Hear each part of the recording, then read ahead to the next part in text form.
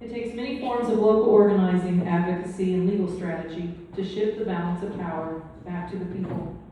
Here we'll discuss the importance of citizen monitoring and community benefit agreements to uphold accountability, opportunities for legislative and regulatory reform, and the legal challenges being tested across the Missouri landscape. Next up, we have panel 2 discussing the policy that we need.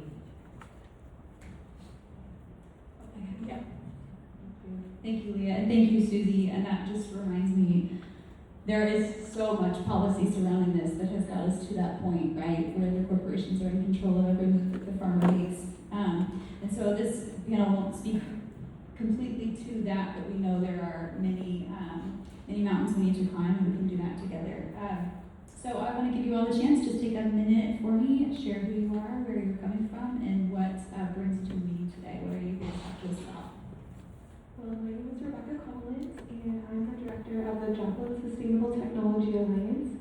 We started in Southwest Missouri due to a data center that is proposed to be in Joplin. And we are focused on making local policy that helps protect our resources and our communities. And so we've done that through petitions and most recently working with our local government to develop an ordinance for data centers. Hi, I'm Blair. I'm with the Missouri Rural Crisis Center. We got started out of the 1980s farm crisis, the farm foreclosure crisis of the 1980s. We started in 1985. We've been working to fight the corporate takeover of Missouri farmland pretty much ever since. And it has been amazing to us just how the hits just keep on coming. You know, we got started trying to deal with the farm foreclosures, and then we started looking at the bad policy that was causing the farm foreclosures. And so we've got 40 years at least of bad policy that we need to clean up. And I'm here today because I have been working with the power here down here, and I want to do everything that I can to make sure that as an organization we are supporting them as an organization, because organizing is the way out of this. It's the only way. The only thing that needs organized money is organized people. Well said.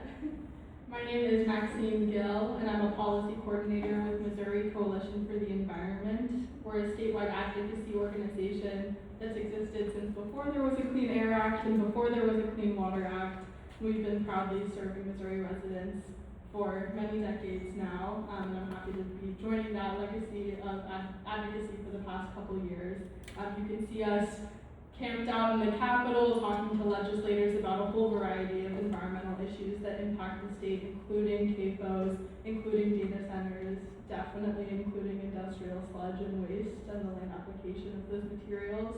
And you can also find us all around Missouri. We have our Southwest Missouri Outreach Coordinator, Kathy Christie, here if you could wave.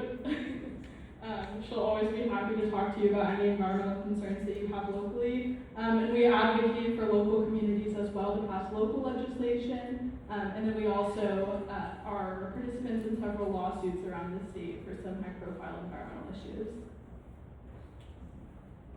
Hi everyone, thanks for the opportunity to be here. My name is Steve Jeffrey. I'm an attorney with Jeffrey Law Group in St. Louis. I made the trek down here from my house today. Great day for a drive. Anyway, I've been representing groups opposing CAFO since 2015. I argued the House Bill 1713 case at the Missouri Supreme Court. I argued the Senate Bill 391 case at the Missouri Supreme Court. I've had CAFO permit appeal cases in the Court of Appeals in Kansas City, and there are currently some for the power people ongoing at the Court of Appeals in Springfield. Concerning sludge, I have clients opposing, the Denali water systems. I was involved in a lawsuit against DNR that led to the legislation being passed here a couple of years, 2 or 3 years ago on that.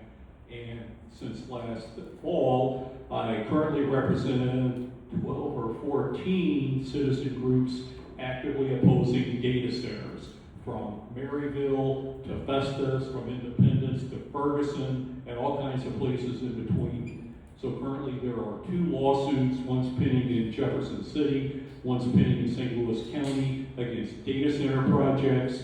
These lawsuits involve this complete lack of transparency on behalf of the data center developers, how they come in, they work deals with the government officials, it's all done behind closed doors, it's all done in the dark. There are tons and tons of sunshine law violations.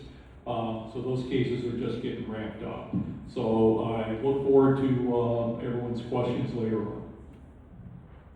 This is some really incredible work represented on this stage. Thank you all for being here to talk about this. I want to start with Rebecca, kind of leaning into this local level work that you've been doing. You've been doing work around community benefit agreements, right, and ordinances. I'm not sure, maybe folks do know. Can you tell us a little bit about what community benefit agreements are and why they have a place in this conversation? Absolutely. So to put it simply, a community benefits agreement, or a CBA, is a legally binding contract between a community and a developer.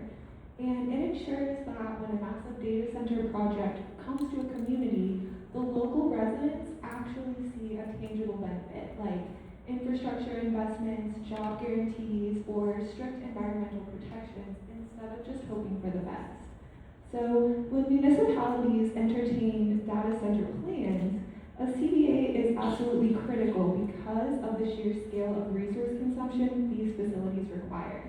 So right now, we're seeing a massive, rapid expansion of technology infrastructure across Missouri, and communities are often told a misleading narrative that we either have to passively accept unregulated industrial growth or reject innovation entirely.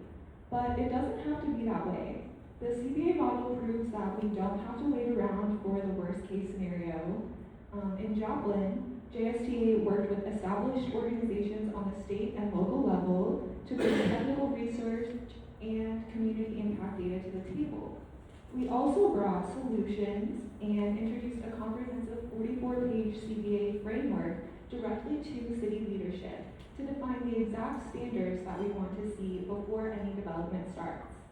By presenting a professional structured document to back up our community's advocacy, we showed the city that holding incoming industry to a high standard isn't inside growth, it's responsible community stewardship. We were incredibly proud to see the city staff use our CBA as a framework blueprint, adopting many of its core standards, including strict sound limits, mandatory closed-loop cooling, and local employment requirements directly into a modernized data center ordinance that our city council will vote on this August.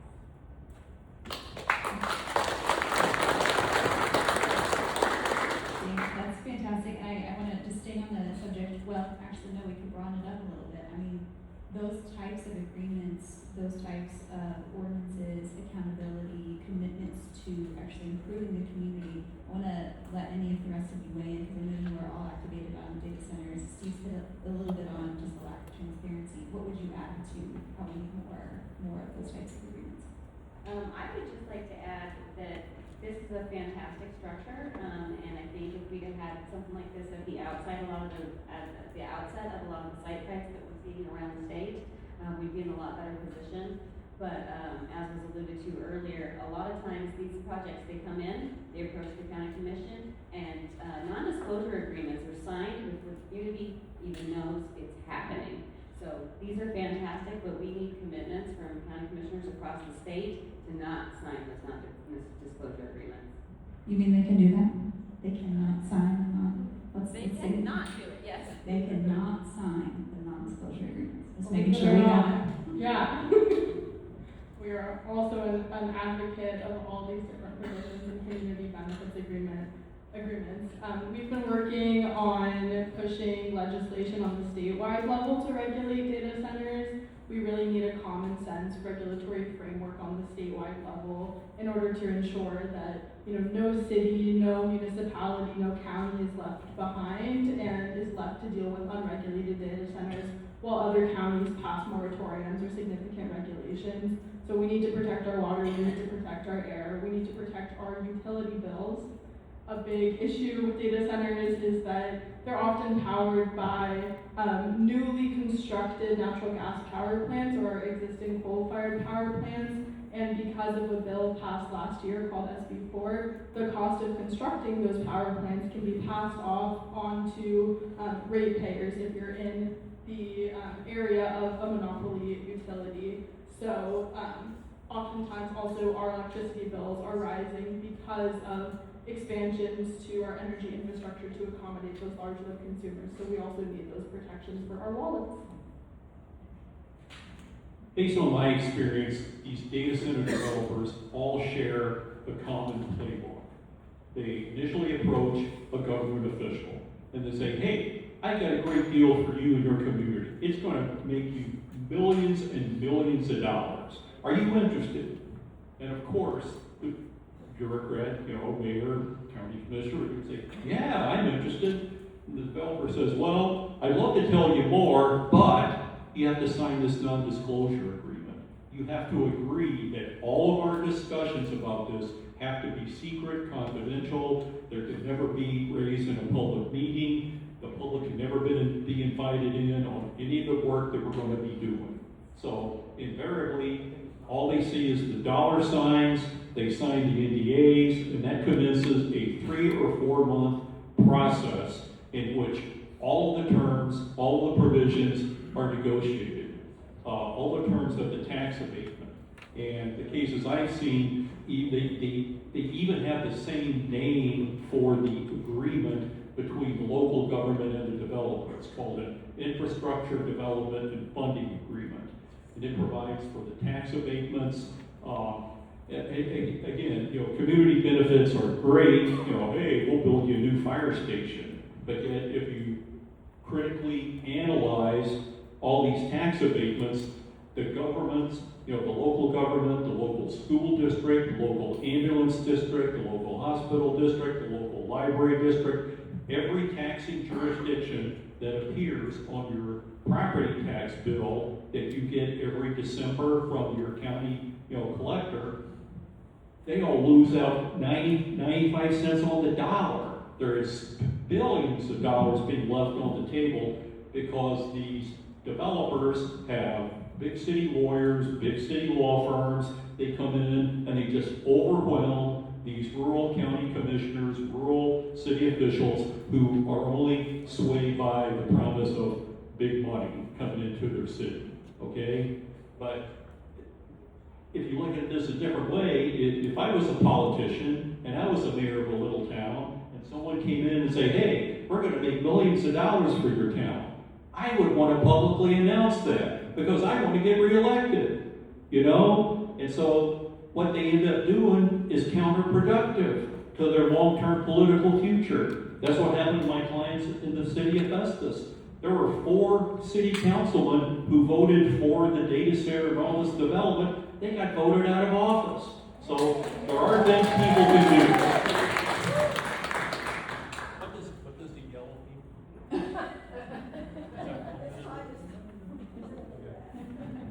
I would really briefly like to just kind of follow up on what was said there. We have options still when it comes to stopping data centers because this is new and they have not already taken away our right to organize for these things locally. We don't have those options anymore when it comes to dealing with CAFOs because they have constrained that right and we need to fix that. I was going to come to you next anyway, Jamie, Okay. to help connect these dots because, data centers, CAFOs, there seems to be a gap there from maybe someone who hasn't been working on these issues forever, but basically we're seeing kind of a repeated playbook, the same issues coming up. And to Steve's point, the companies coming in with money, can you connect these dots for us across these industrial extractors, but also maybe point out how these are basically large investment firms just looking for land? Yes, absolutely. I think that's one of the things that's getting lost when we talk about a lot of this, because we've seen the influx of CAFOs. That's been, it's been pretty persistent, but it's been fairly slow. But we're seeing a really ramping up of all of these things all at once because private equity has gotten in the mix.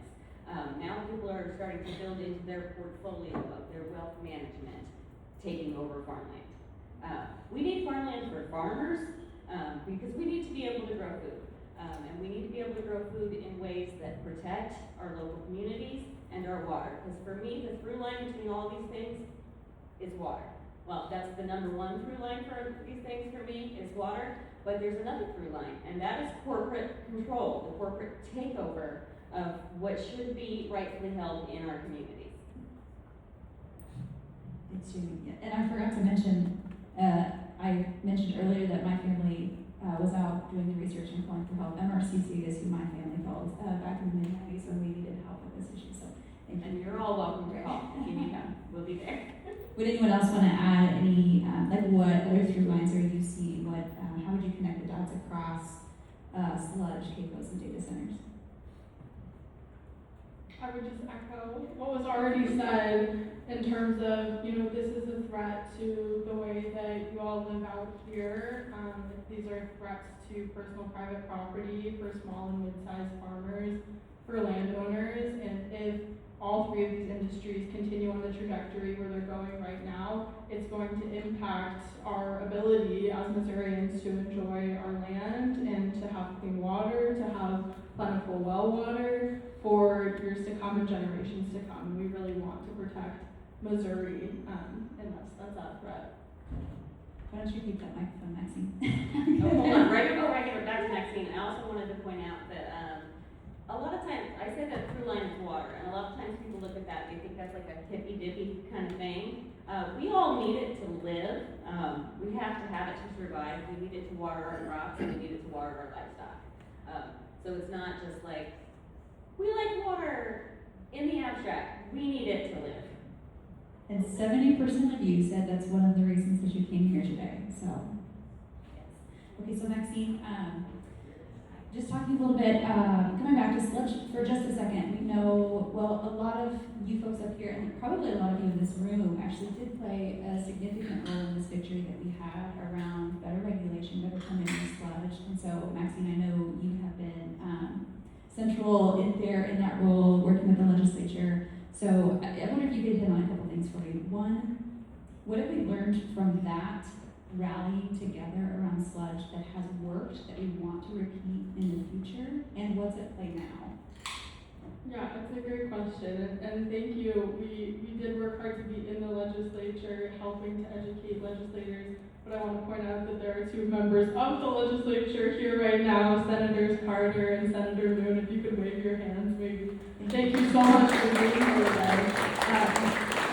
These are the folks to talk to because they do have the ability to make change at the legislative level. We're always in there advocating, but they really need to hear from you and need to hear your stories in order to support them, to advocate to their fellow legislators to actually make statewide changes. So, we'll do our job, but we also need you to share your stories with your legislators too.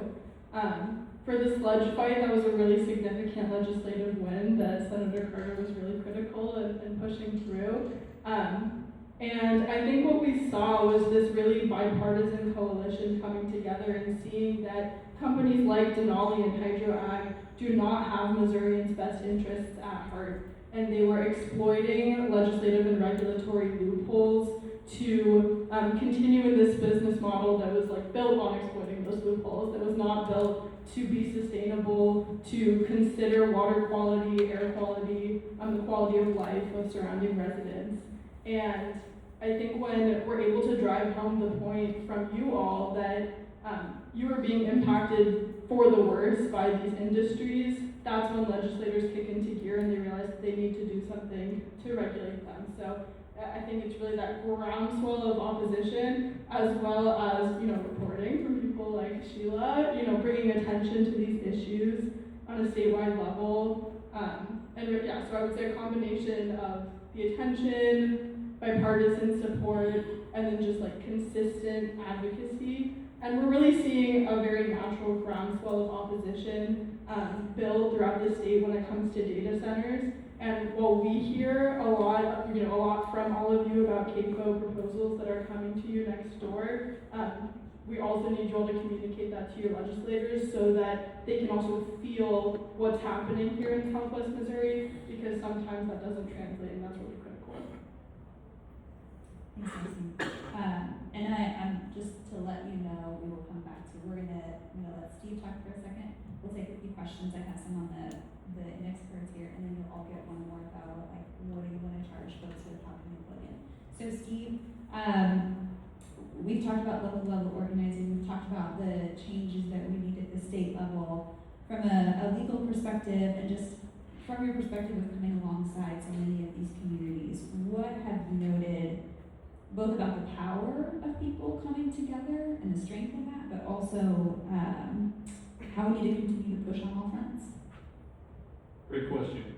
People coming together can be very powerful. The example of the Festus voting out their 4 councilmen, right now there's a lawsuit to recall their mayor and the other 2 council people who voted for that.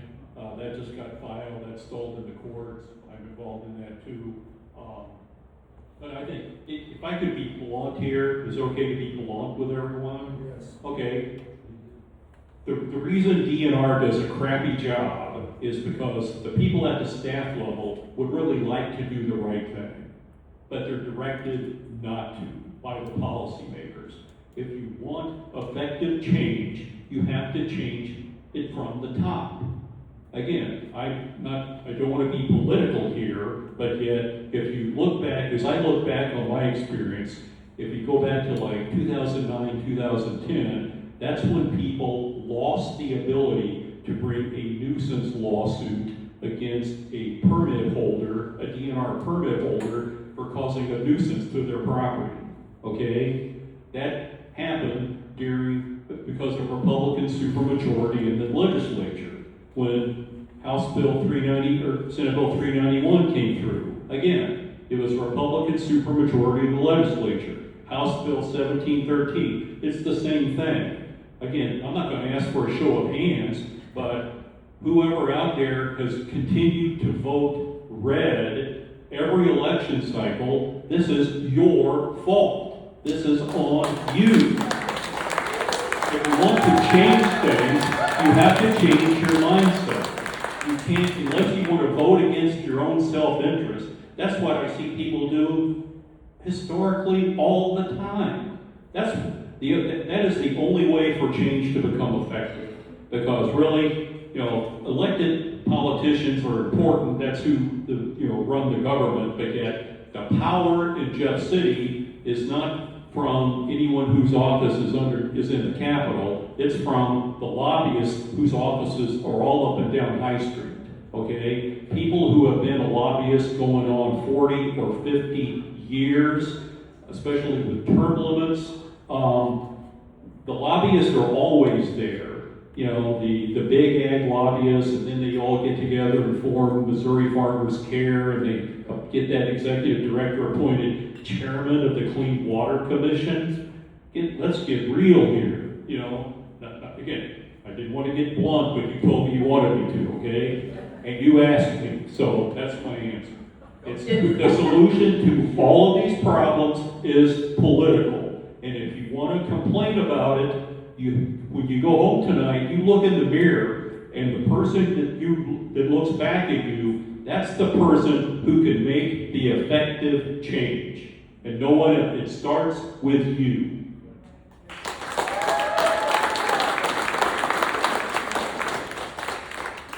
just wanted to follow up on that a little bit. Yes, we have had a Republican supermajority, and that has made it a little bit difficult to see compromise in our state house. But I don't want to just be beating up on Republicans. We do have 40 years of bad farm policy coming from both sides of the aisle, both here in Missouri and at the legislative level. And in some of these fights, these Republican offices have been good friends. They have been helpful. They have been really champions for the people of Missouri. So I don't want to just beat up on the Republicans who did show up today. Thank you guys for doing that. Because I'm going to need you guys to be my legislative champions this year. Maxine is going to need you guys to be our legislative champions this year. We're going to need you guys. You don't discount the fact that you're working hard, and a lot of times all you need is political cover, which we can help provide. Yeah, thank you for that. I think in each one of these issues, and I know in just talking with you all, it can be actually quite surprising where you find common ground with different people that maybe you didn't think you would, but especially when, like Maxine alluded to, that groundswell of opposition, that the people really speaking out, that can connect with legislators in a way that really surprises us. And so, yeah, thank you Thank you for all perspectives. We're having a full conversation here. But okay, let's take a couple questions. We are needing to wrap up here pretty quickly. I'm going to tell you all. So just really quickly, reporting out from the crowd, 75% of the folks here are concerned about CAFOs, 73% about sludge, 78% about data centers, 70% about water, 58% about air. 60% of you folks want to learn. Thank you so much for that. Never lose that.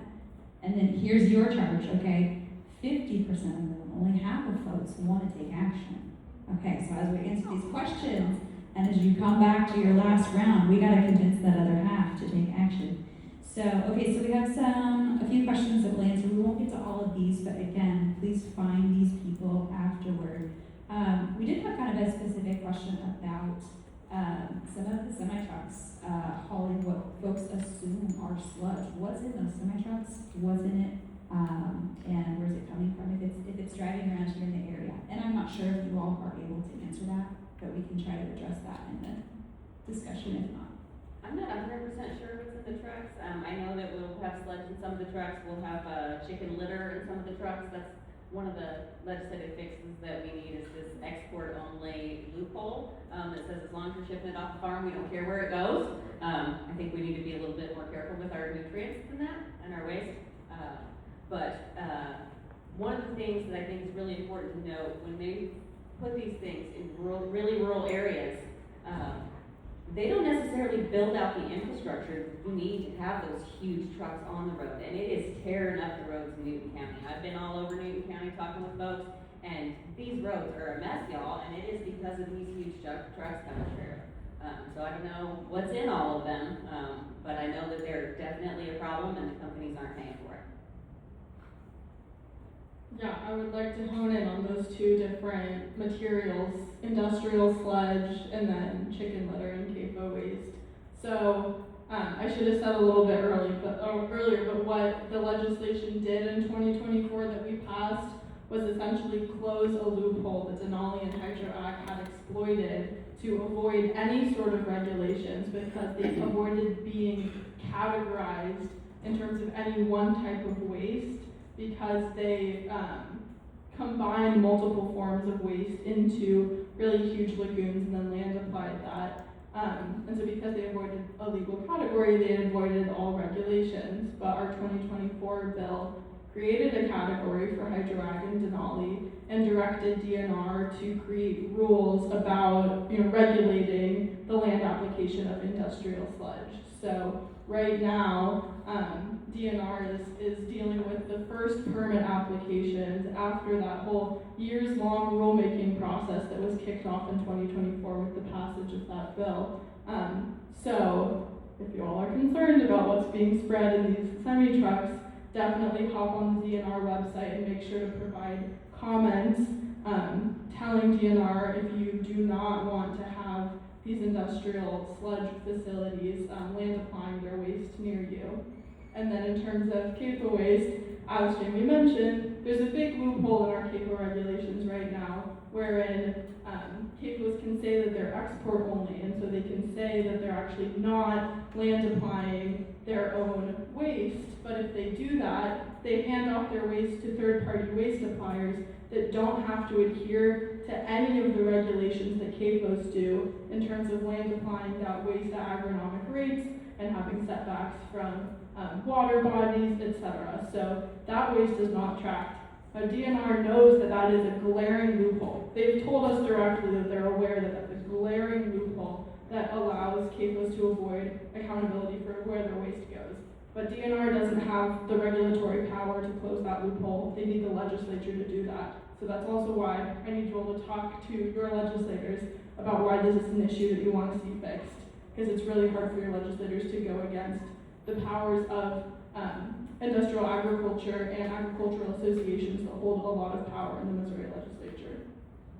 And that makes me think to tie back even to what Ethan started us off with, just acknowledging, just to get regulatory authorities, to get our legislators and elected officials, our county commissioners to acknowledge the different types of waste and amounts of waste being contributed in our watershed. I think Leah talked about the cumulative impact of all of these industries. not only in regard to pollution, but extraction. Okay, and there's a question here about DNR not testing for PFAS and sludge. PFAS is a big, long conversation that we are continually having with the DNR. I don't know if anybody wants to touch on this now, or if you want me to send them back to talk to you at the MCE table. That's another one of our specialties. Yeah. We might need to wrap, so just to maybe Okay. short. I'll give a very, if anyone wants to hear a lot about PFAS, you can come and visit me at the table. But these are called forever chemicals because they bioaccumulate, and we do not have nationwide regulations for PFAS chemicals right now. We're developing regulations for drinking water for just 2 of the many tens of thousands of PFAS chemicals that exist. And so DNR is certainly not testing sludge for them, but we need to advocate for them to do so, and we've been told that DNR is going to open up their domestic biosolid rulemaking process, so different than Denali, but a similar issue. So definitely get in contact with your legislators and tell DNR that you want to see regulations for PFAS. And I just wanted to follow up on that a little bit.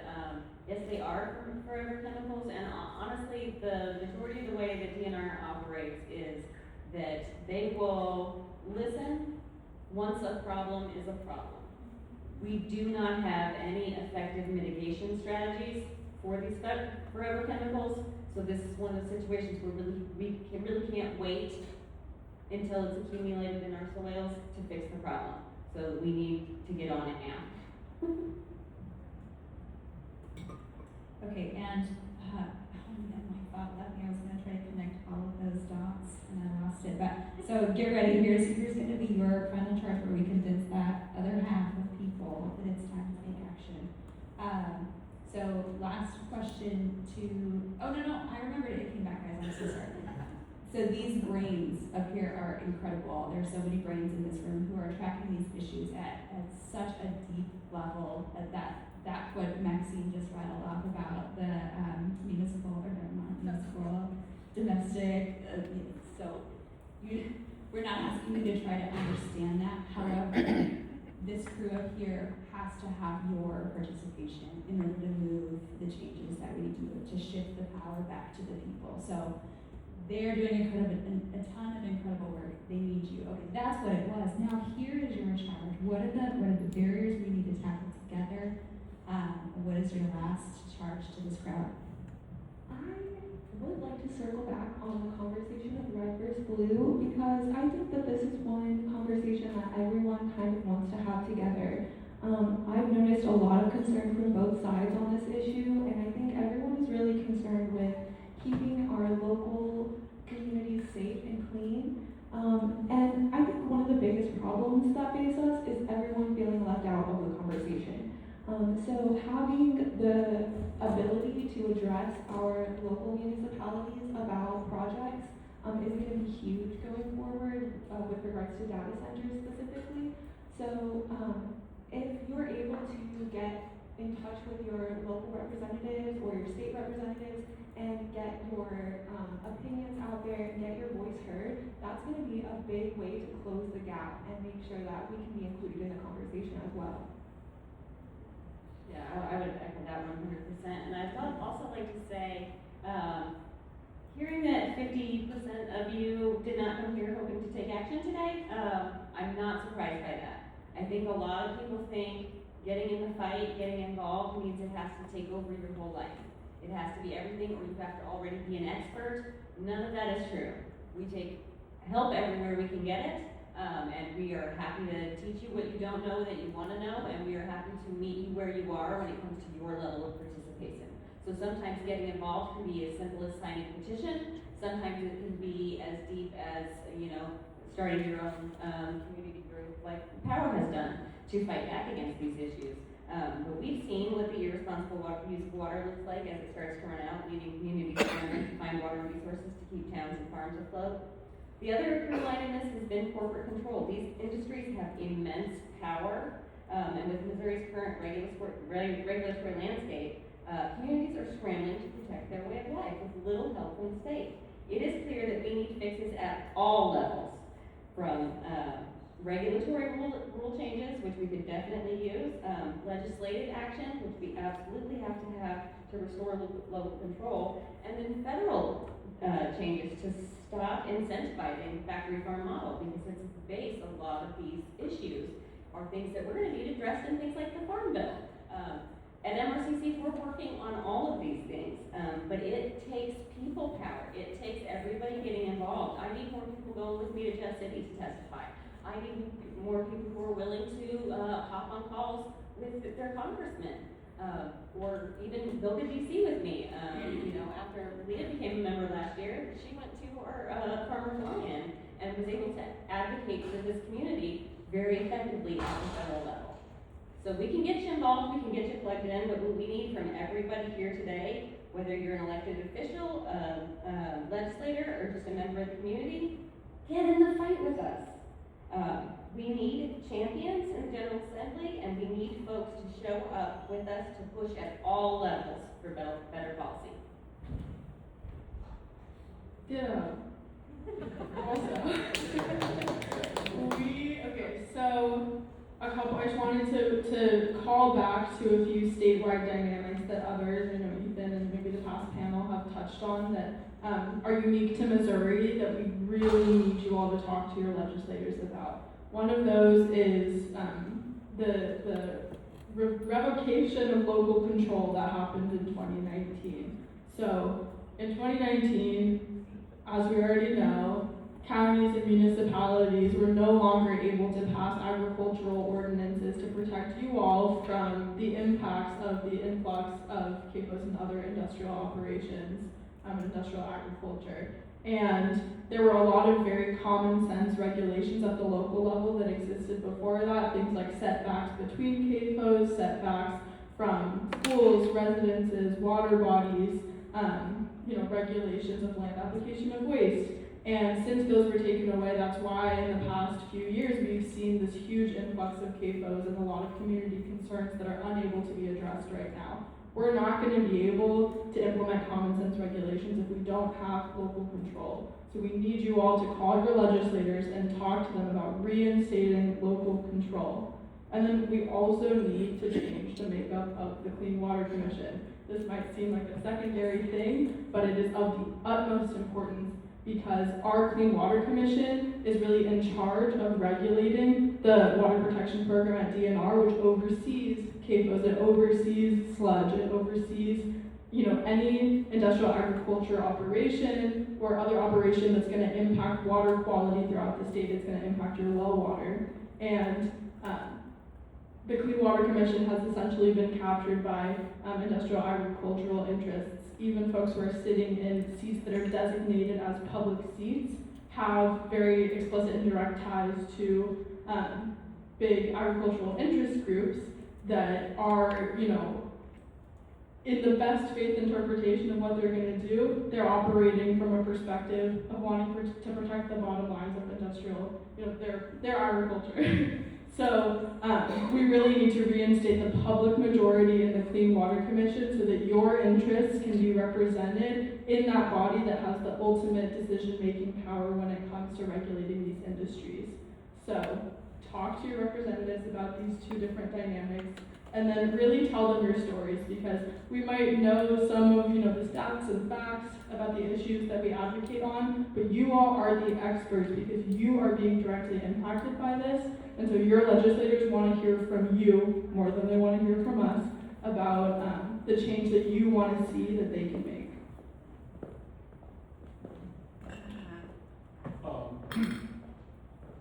I think I want to start my comments again without any disrespect for any of my panel members or any of the senators in the room. I know the senators in the room have made significant contributions towards sludge and CAFO matters, and my earlier remarks was not intended to address any specific people, okay? So I wanted to get that disclosure out there. But I've been in the environmental business since 1987 in Missouri. I was a general counsel at DNR from 87 through 93. So I believe I have some background in how the agency works, how it interfaces with the General Assembly, and somewhat how the General Assembly works and how the impact that lobbyists have on the whole system. It's, and the way the deck is stacked against everyone, it's important for people to mobilize and show up at committee hearings and testify in favor or against individual pieces of legislation, but that is not going to carry the day for you. Sometimes the only effective way, given the way the deck is stacked, is to have the courts, have a judge order the state to do something that needs to be done, like what happened in the sludge litigation over the Denali lagoons, okay? I think but for that court case, nothing would have happened. Concerning, someone mentioned PFAS a while ago. PFAS is unregulated by DNR, so are veterinary pharmaceutical residues. When anyone who raises any kind of livestock, poultry, whatever, they're given various veterinary drugs. And the animals don't absorb 100% of those drugs. It's excreted in their waste. So there are documented studies that show animal waste contains these veterinary pharmaceutical residues, contain PFAS from various sources. Under the Missouri Clean Water Law, those things are considered to be, quote, water contaminants, unquote. I had a hearing at the Administrative Hearing Commission last year. The head of the DNR permit section admitted that PFAS is a water contaminant, but yet DNR doesn't regulate it. The reason they don't is because the lobbyists tell the politicians, who tell the DNR director, who tells his staff not to do it. What needs to happen is all of the groups who are interested in this should get together and file a lawsuit in federal court in Kansas City. The lawsuit should say, Judge, under the Federal Clean Water Act and the Missouri Clean Water Law, PFAS and these veterinary residues are regulated water pollutants and water contaminants, and you should order the state of Missouri to enforce the law. That is what affects positive change. And I just wanted to say one more thing, because I forgot to say it in my little bit, but the only way out is through, and the only way through is together. So come see us all when we wrap up tonight, and let's have a talk about it. Yes, thank you so much for everyone for being up here, for all the incredible work that you do. I'm going to pass back to Leah to wrap us up. Thank you guys.